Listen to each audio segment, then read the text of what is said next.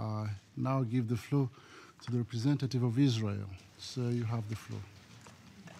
Thank you, Mr. President. Before I begin, I would like to thank the Secretary General for the briefing and for his efforts in our region, as well as, of course, to you for presiding over this debate. Mr. President, 2 centuries ago, the great German writer and statesman Goethe said, "The hardest thing to see is what is in front of your eyes." Look around the world today, and you will see that the primary threat to global peace and security is staring this Council right in the face. From Buenos Aires to Brussels, and from Benghazi to Boston, no nation is immune to the threat of radical Islamist terrorism.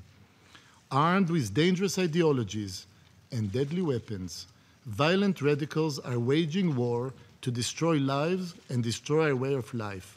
We have unfortunately become too familiar with their name: ISIS, Al-Qaeda, Boko Haram, Hezbollah, and Hamas. These violent factions share a disdain for democracies, a contempt for modernity, and a willingness to target innocent civilians. It is no accident that most of these extremist groups operate in the Middle East, a region plagued by instability and intolerance, dictators, disorder, tyranny, and terrorism. Within the region, one nation stands apart. The State of Israel is the only liberal democracy between the Red Sea and the Caspian Sea. We are on the front line, fighting radical Islamist terrorism. The struggle that we face today is a preview of the struggle that the rest of the civilized world will likely face tomorrow.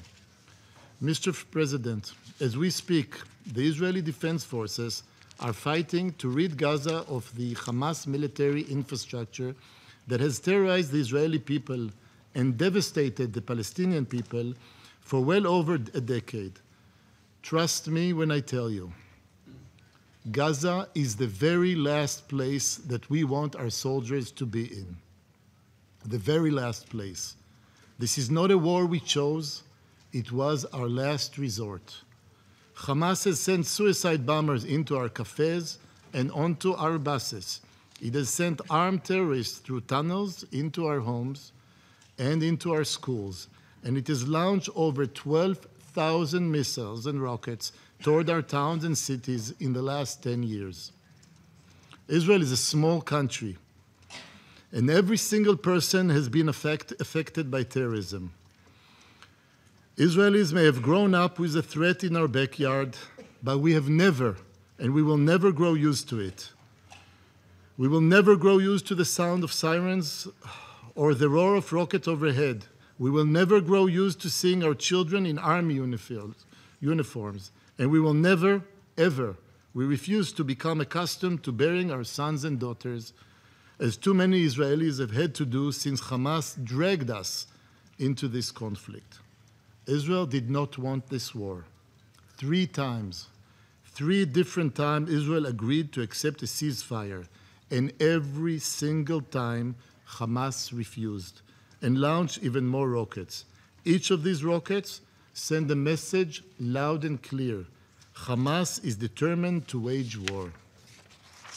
Even when the United Nations and the Red Cross asked Hamas to hold its fire so they could assist its own Palestinian civilian, Hamas refused.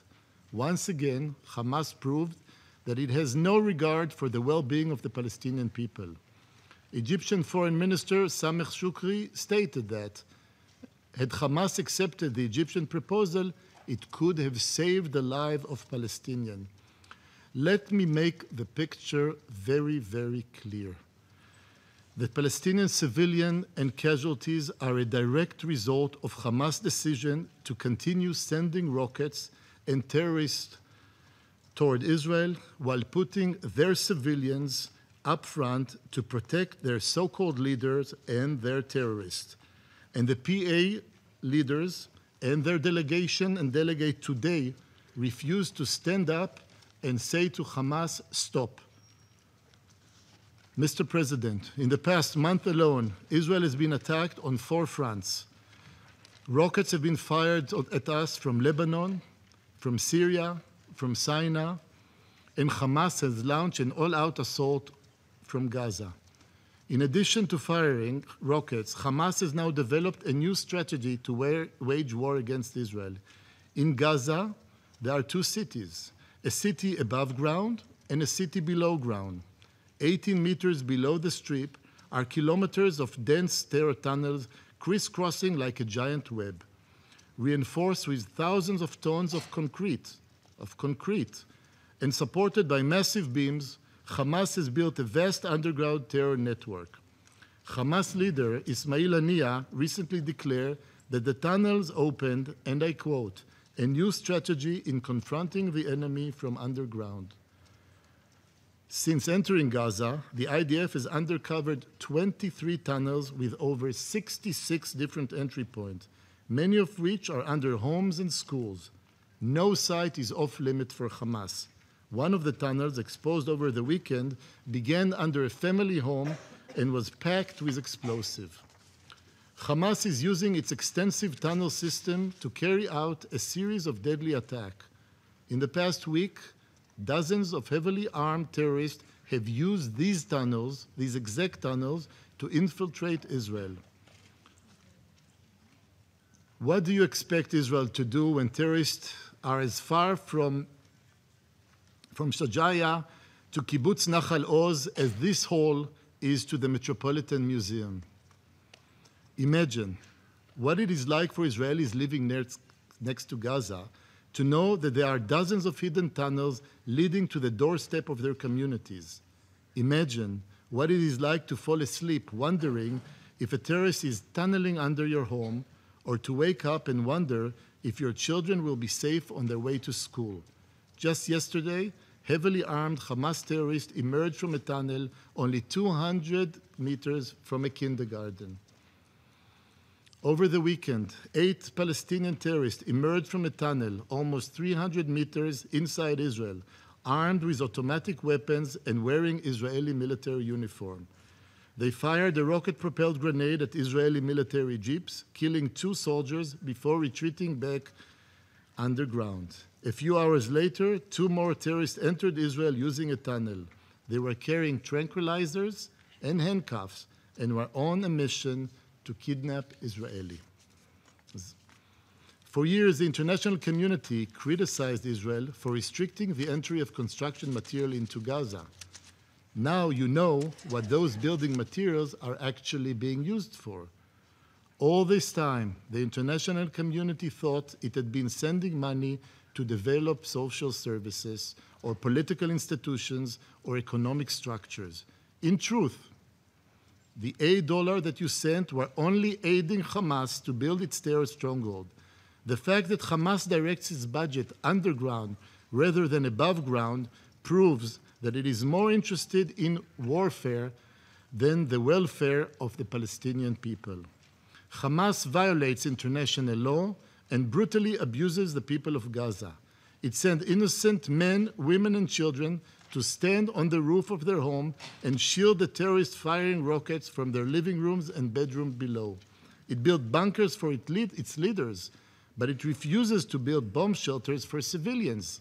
It fires rockets from mosques and schools deep inside densely populated neighborhood, and it has set up its headquarters inside a Gaza hospital, where Hamas leader can be seen walking through the hallways.